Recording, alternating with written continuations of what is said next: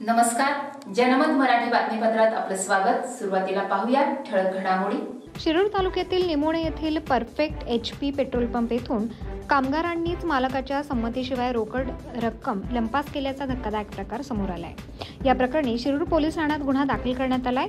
21 जुलै रोजी रात्री 1च्या सुमारास ही घटना घडली। फिर्यादी राजेश्री अनिल काळे यांनी दिलेल्या माहितीनुसार त्यांच्या पेट्रोल पंपावर काम करणारे 4 कामगारांनी मिळून पेट्रोल पंपाची रोजची विक्री आणि उचल म्हणून असलेली रोकड एकूण 94,520 रुपये चोरून नेल्याचे स्पष्ट झाले। आरोपींची नावे रामेश्वर हरिश्चंद्र गंगोर्डे, राहणार खबरा, थाना देवरी, जिल्हा रामसेन,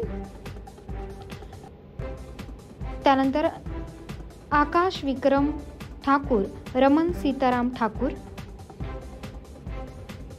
राहणार सहजपूर उटकटा, जिल्हा सागर, मध्य प्रदेश, सोनू ठाकूर, राहणार हातीडोल, नमाखेडा।